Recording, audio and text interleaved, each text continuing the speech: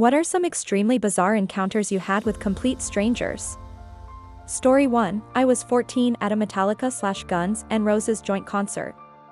Metallica had already done their show and we were waiting for GNR to come on. It was a bit of a wait because, well, GNR. So the crowd is getting restless and people are throwing rolls of toilet paper, cups, beers, trash, whatever they can get their hands on. I'm standing there feeling alright because my section didn't seem too rowdy. Suddenly, I'm grabbed from behind. The guy behind me just threw one arm across my upper body and pulled me right up into his chest. With his other arm, he pulled the back of his jacket up so it was like a hood over both of us. A second later, someone's nachos with gooey cheese sauce comes raining down on us. Then he let me go, and I check it out, not a drop of cheese sauce on me. I was just so amazed that this guy in a split second decided to save a total stranger from suffering the rest of the concert covered in nacho cheese. Thank you, kind stranger, if you're out there.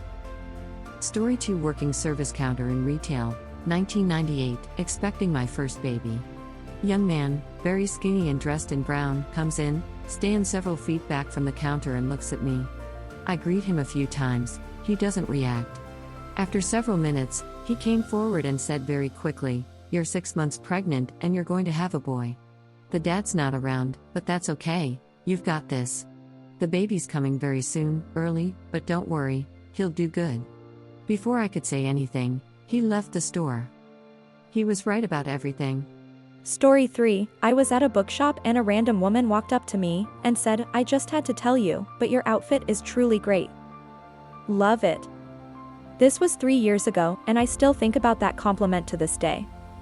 Men don't usually get compliments, and when we do, it stays with us.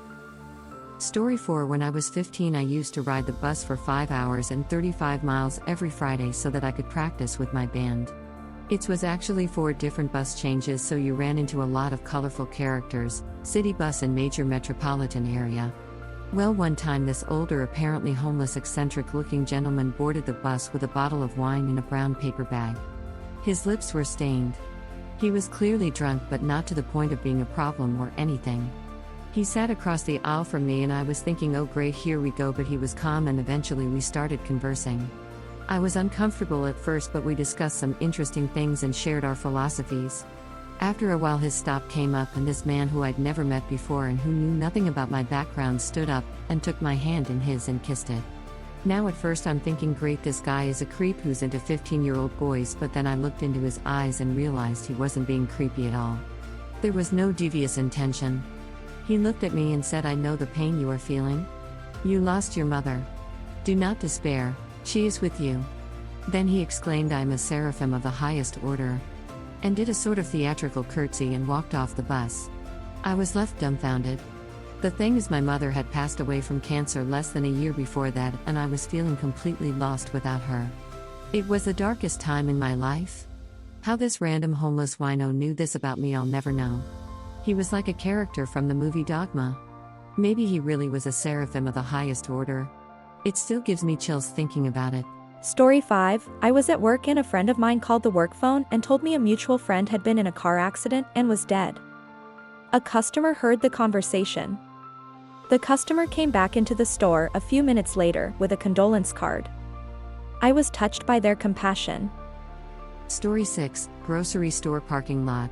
A random guy came up to me and gave me 5 $100 bills and then ran away, yelling, "I just bought your soul." I went in and bought groceries with the cash.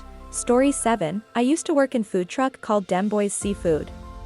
I've been work with them for about 2 years. I met bizarre customers during my time working there.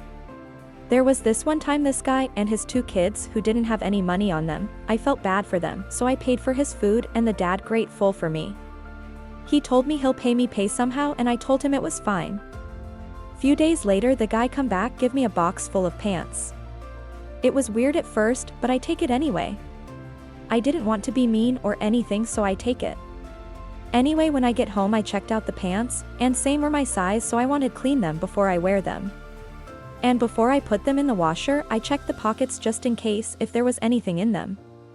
The most bizarre thing to ever happen to me was there was $100 bill in every single pocket in their pants. I'm not joking.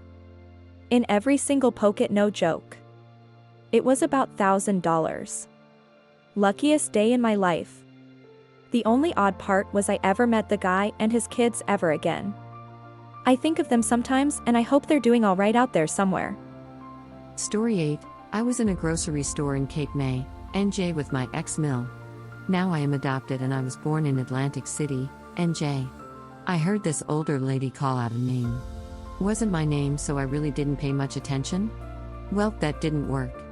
The older lady came up and grabbed my arm. Kelly, aren't you going to speak to your grandmother? I looked at this lady and she goes, OMG, you're not Kelly.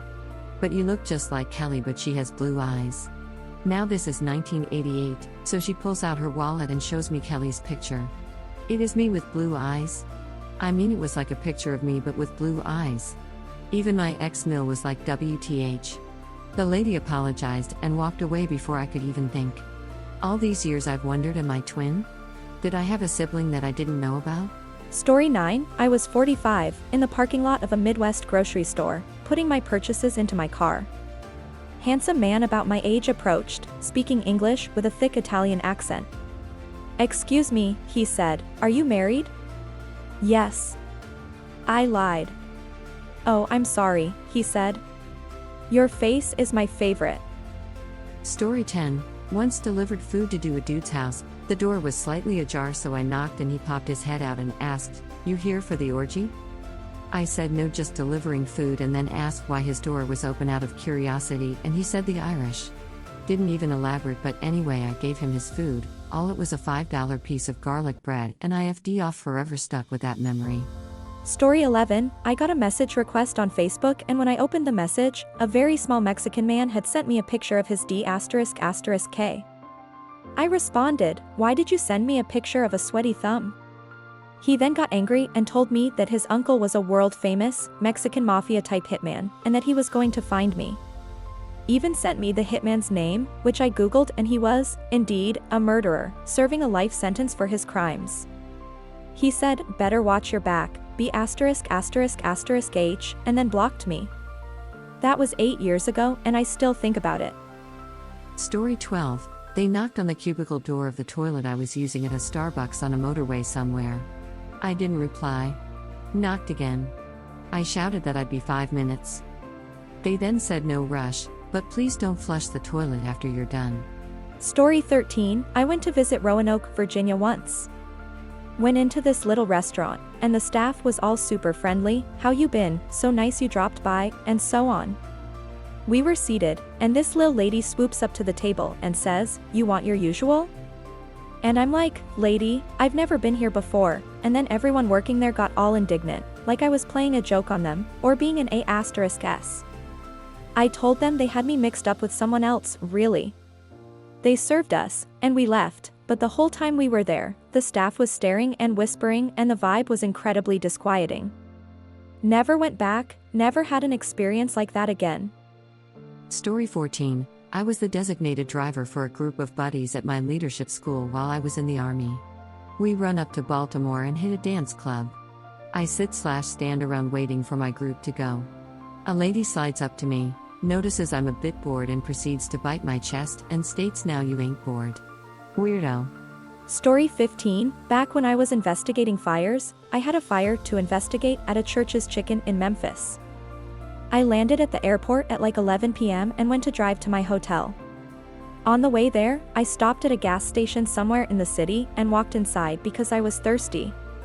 The cashier was behind the thickest bulletproof glass I've ever seen, and there was an absolutely massive armed guard standing next to it. I walked in, went to the cooler, grabbed my Diet Coke, then went to pay.